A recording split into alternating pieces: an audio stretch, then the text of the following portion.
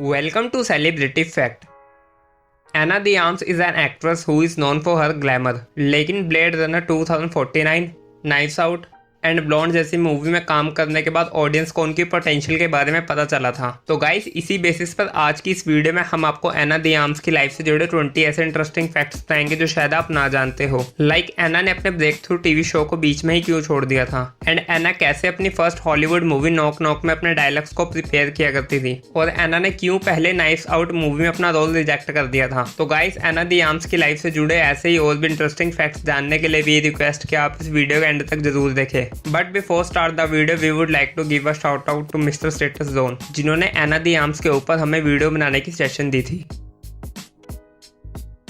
एना de Armas का birth 30 अप्रैल 1988 में Cuba के हवाना सिटी में हुआ था। एना एक मिडिल क्लास फैमिली से बिलोंग करती थी, जहां उनके father time to time different jobs किया करते थे, एंड वहीं उनकी मदर ह्यूमन रिसोर्सेज में जॉब किया करती थी। एंड वहीं एना की फैमिली में उनका एक एल्डर ब्रदर हेवियर भी है, जो कि by profession New York based photographer है।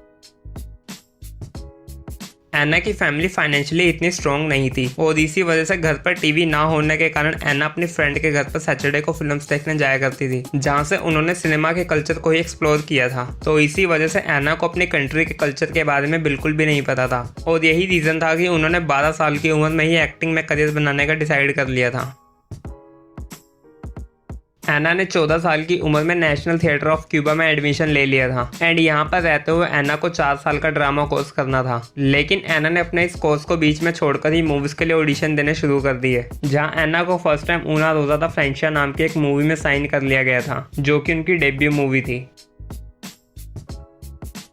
एना की डेब्यू मूवी एक क्यूबन मूवी थी, जो कि एना की होम कंट्री में ही रिलीज हुई थी। लेकिन गाइस, हम आपको बता दें कि एना को इस मूवी में रोल अपने फ्रेंड के फादर की सजेशन की वजह से मिला था, क्योंकि एना के फ्रेंड के फादर भी एक डायरेक्टर थे, एंड उनकी एना से मुलाकात अपनी डॉटर के बर्थडे पर हुई थी। एंड वहीं पर उन्हें एना के बारे में पता चला था कि वे एक्टिंग में अपना करियर बनाना चाहती है, एंड ये देखकर उन्होंने एना की डेब्यू मूवी के डायरेक्टर को उनकी सजेशन दी थी, और इसी तरह एना ने इस मूवी के लिए ऑडिशन दिया, जहाँ उन्हें फाइनल किया गया था।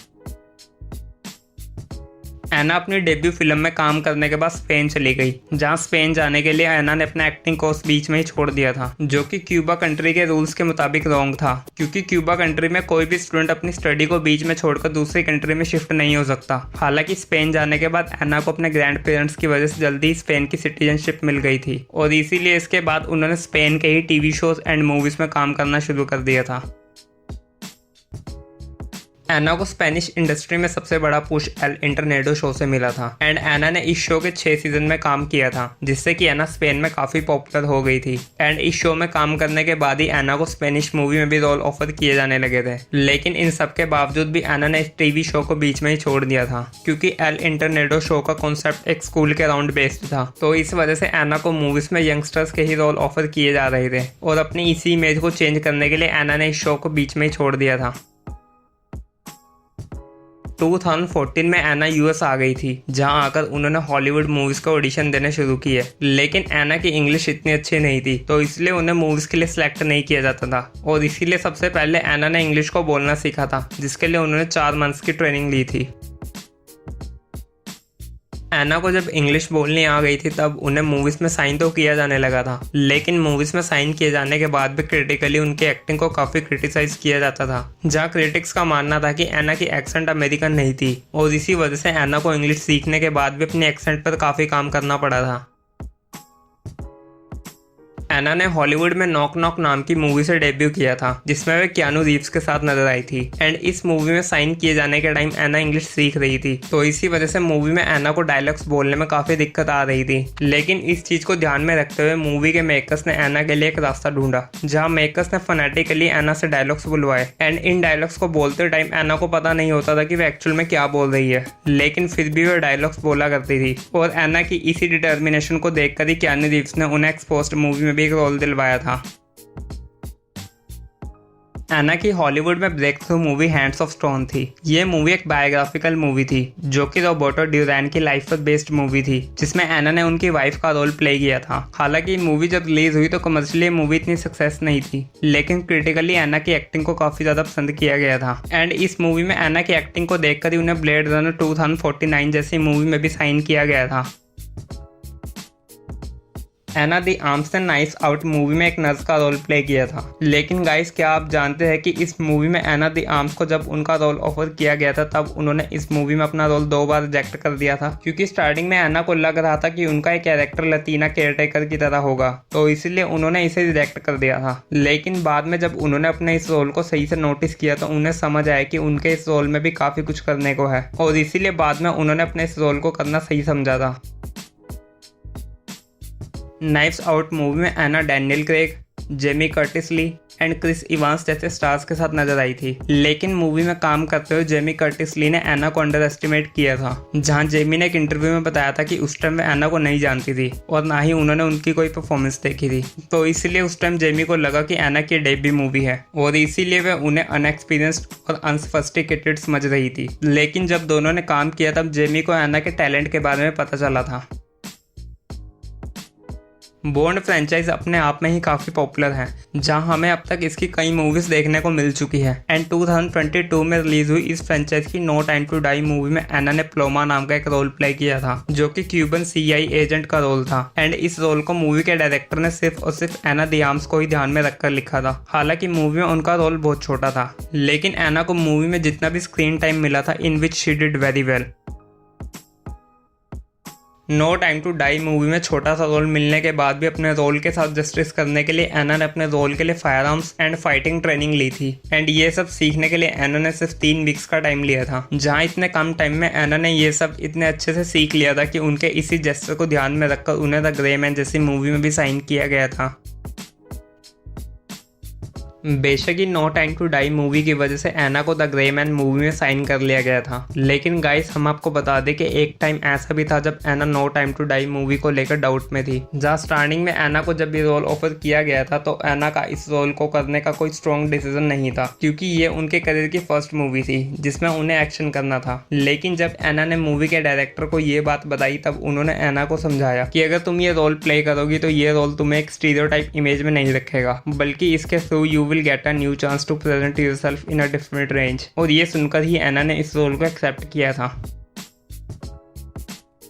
द बैटमैन मूवी एक ब्रिलियंट सुपर हीरो मूवी है। मूवी के लीड में रॉबर्ट पैटिंसन मेन कैरेक्टर में नजर आए थे, एंड वहीं मूवी में ज़ोई क्राविस ने कैट वुमन का रोल प्ले किया था। लेकिन गाइस, हम आपको बता दें कि मूवी में इस रोल के लिए एना द आर्म्स ने भी ऑडिशन दिया था, लेकिन मूवी में एना द आर्म्स को इस रोल के लिए सिलेक्ट नहीं किया गया था, क्योंकि ज़ोई क्राविस की केमिस्ट्री रॉबर्ट पैटिंसन के साथ मेकर्स को काफी अच्छी लगी थी और इसीलिए उनको इस रोल के लिए फाइनल किया था। तो guys, what do you think, अगर एना इस रोल को प्ले करती तो वो इस रोल के साथ जस्टिस करती या नहीं? Please tell us in the comment section.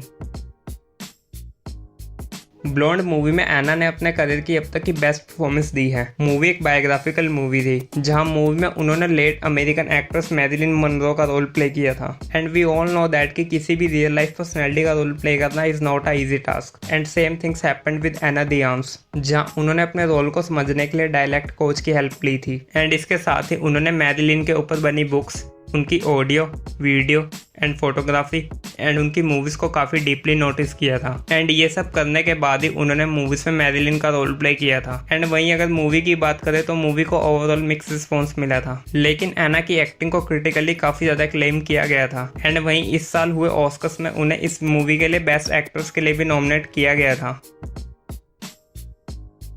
Blonde movie में अपनी फर्स्ट ऑस्कर नॉमिनेशन लेने वाली एना को जब इस मूवी में कास्ट किया गया तो एना की कास्टिंग को कई लोगों ने काफ़ी ज़्यादा क्रिटिसाइज किया था, क्योंकि एना से पहले मिशेल विलियम्स ने इसी रोल को My Week with Marilyn movie में प्ले किया था, जहां उनकी एक्टिंग को भी क्रिटिकली काफ़ी ज़्यादा पसंद किया गया था। एंड वहीं उन्हें भी ऑस्कर में बेस्ट एक्ट्रेस के लिए नॉमिनेट किया गया था। एंड इसी वजह से audience was not sure about Ana de Armas. लेकिन वहीं जब मूवी रिलीज हुई तो she played that character very well, जहाँ इस मूवी के लिए एना को उनकी फर्स्ट ऑस्कर नॉमिनेशन भी मिली थी। एंड वहीं इसी नॉमिनेशन के साथ एना फर्स्ट क्यूबन फीमेल भी बनी थी जिन्हें ऑस्कर में बेस्ट एक्ट्रेस के लिए नॉमिनेट किया गया हो।